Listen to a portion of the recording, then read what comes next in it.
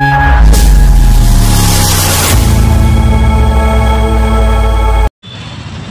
दिनांक 25/4/25/3/2025 रोजी दादरिया बौद्धिशी सामाजिक संस्था यांच्या वतीने आज पूनम गेट येथे आमरण उपोषणाचा पहिला दिवस आहे। कारण शास्त्रीनगर परिसरामध्ये अनेक कामं प्रलंबित आहेत।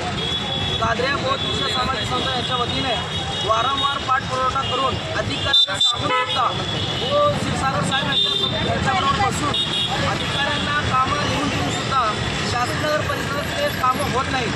याचं कारण काय हे आम्हाला अद्याप कळलेलं नाही आहे। कारण क्षीरसागर साहेब ज्या अधिकाऱ्यांना सांगतात, जसे जेणेकरून एक अधिकारीचं नाव आम्हाला माहीत आहे की कावळे गायकवाड मॅडम यांना सांगूनसुद्धा हे लोक फक्त लिहून घेतात आणि बघायची भूमिका घेतात।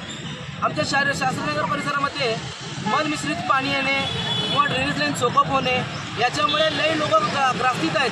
यांच्यामुळे आमच्या डोक्याला एवढा त्रास आहे, आमच्या जीवाला एवढा धोका निर्माण झालेला आहे। आमच्या घरातले लहान लहान पोरं जे आहे दररोज दवाखान्याला जातात आणि मोठ्या लोकांना पण त्याचा त्रास होतो आहे। त्याचबरोबर आमची शासनाची प्रमुख जी रोड आहे दत्त मंदिर ते आणखी मस्जिदपर्यंत या रोडाची अशी अवस्था झालेली आहे, दैनंदिन अशी अवस्था आहे, त्याच्यावरून जर म्हातारा माणूस गाडीवर बसून गेला तर तो हमखास दवाखान्यामध्ये जाऊन ॲडमिट होतो। कारण त्याचं कारण असं की त्या रोडला एवढे खड्डे आहेत का रोड खड्ड्यात आहे का रोडवरती खड्डे हे कळत नाही। आणि आम्ही दादरिया बौद्धिशी सामाजिक संस्थेच्या वतीने प्रत्येक वेळा पाठपुरावा करून प्रत्येक वेळा सांगूनसुद्धा हे लोक काम करत नाहीत। आम्हाला नाविलाजाने आज आमचे संस्थापक अध्यक्ष महबूब दस्तगीर कादरी यांनी असा एक नियोजन घेतला की आम्ही बेमुदत आंदोलन करू, याच्या मार्गाने तरी आमचे काम सोपे होईल व काम होईल।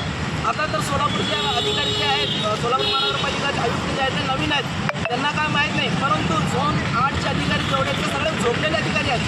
कारण की आम्ही एवढं पाठपुरावा करून 6 महिन्यापर्यंत आम्हाला तिथं काय योग्य ते आम्हाला न्याय मिळाला नाही आहे, ते आमच्या कामाला सुरुवात सुद्धा झालेली नाही आहे। कारण एवढे लोक आमच्याबरोबर आज बसलेले आहेत, एका काळात पूर्ण शास्त्रीनगर पेटून उठल्याशिवाय राहणार नाही। आणि हे कामं जर प्रलंबित असं राहत असेल तर आम्ही जेलभरून सुद्धा आंदोलन करण्यास तयार आहोत। कारण की आमच्या जीवावर हे सगळं बेतलेलं आहे। आम्हाला एवढा त्रास आहे की आम्ही सांगू शकत नाही। कारण आम्हाला ज्यावेळेस पाणी होतं त्यावेळेस पाणी सगळं घाण येत आहे, ड्रेनेजमधलं पाणी घरात येत आहे, घरातलं पाणी ड्रेनेजला पाणी आमच्या घरात दारात उभारत आहे। आता आम्ही करायचं तरी काय, सांगायचं तरी कोणाला काय करायचं काय आम्हाला ते कळे नाही। म्हणून आम्ही आज जे आहे दादरिया बौद्धिशी सामाजिक संस्थांच्या वतीने आमरण उपोषण घेतलेलं आहे। तरी जरी हा उपोषणाचा दखल घेतला नाही, हे आंदोलन अधिक तीव्र होईल ही आम्ही तुमच्या माध्यमातून प्रशासनाला कळत आहे। जय हिंद, जय महाराष्ट्र।